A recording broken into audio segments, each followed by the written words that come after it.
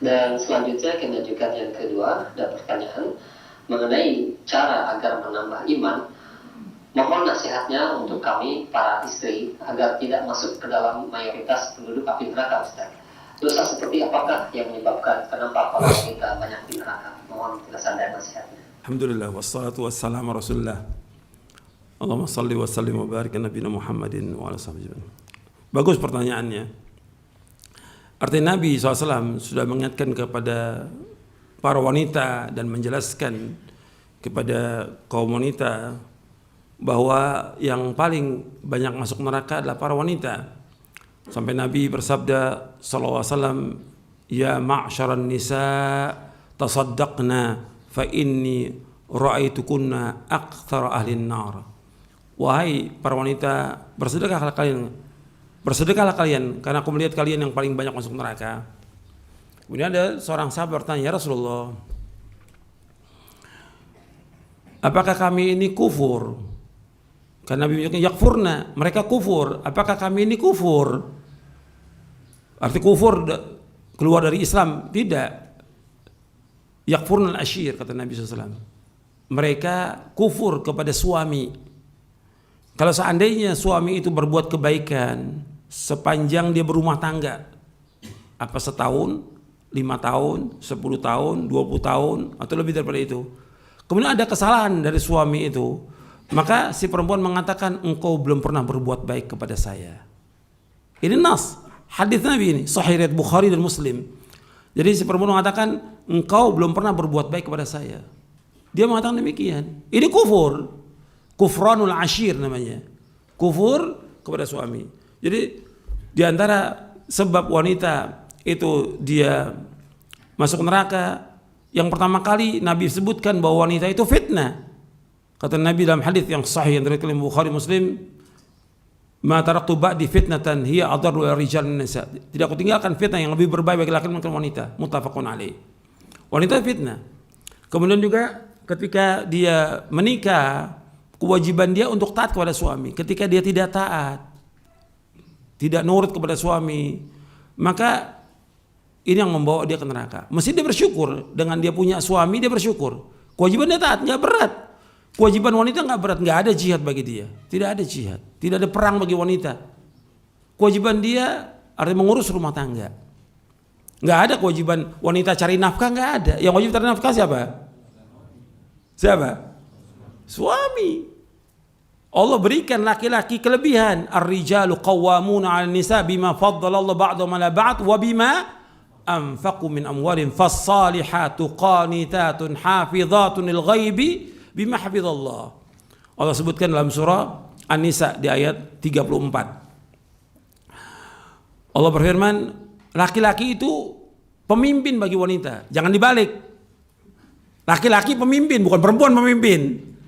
Ar-rijal qawwamun 'alan nisa, pemimpin bagi wanita. Dengan sebab apa? Dengan sebab Allah lebihkan laki-laki daripada perempuan, yang pertama. Yang kedua, dengan sebab laki-laki memberikan nafkah. Kemudian Allah sebutkan fas-salihat, perempuan yang soleh, yang bagaimana? Qanitat.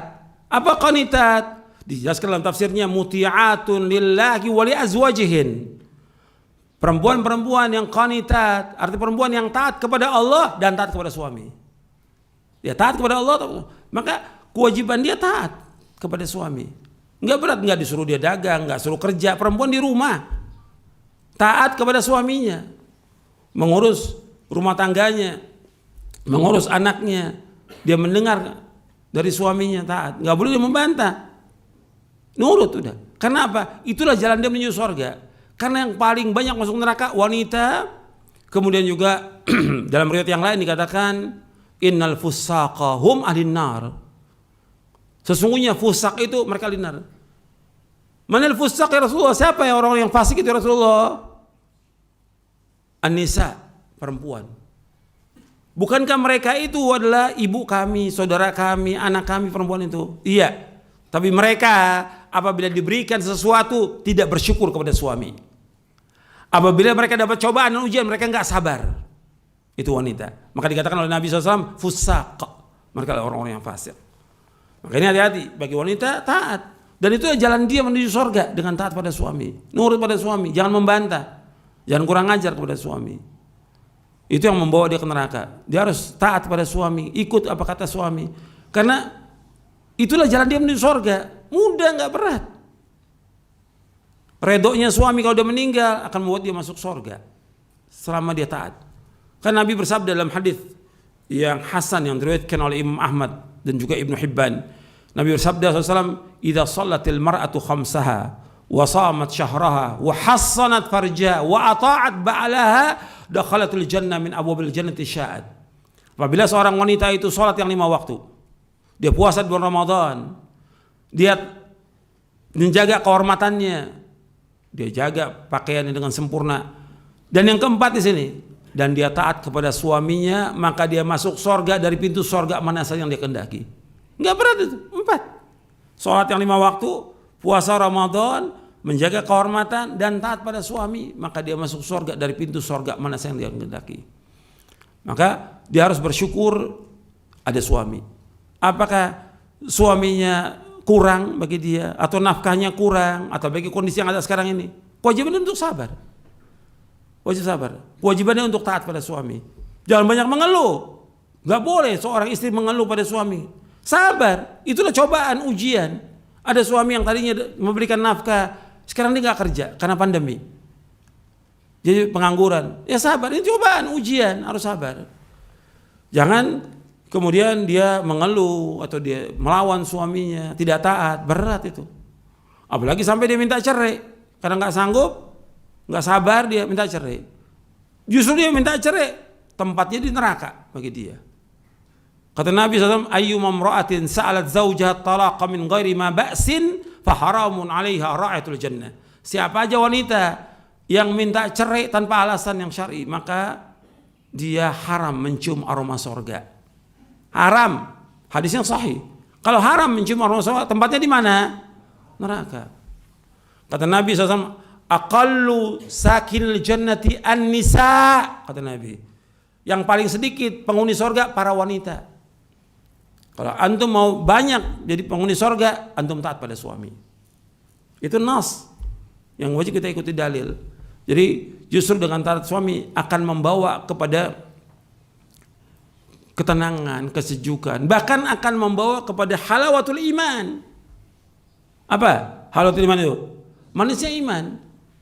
Ini dibawakan oleh Syekh Albani dalam kitabnya Sahih At-Targhib wa Tarhib, bahwa seorang wanita akan mendapatkan lezatnya iman dengan dia taat kepada suaminya.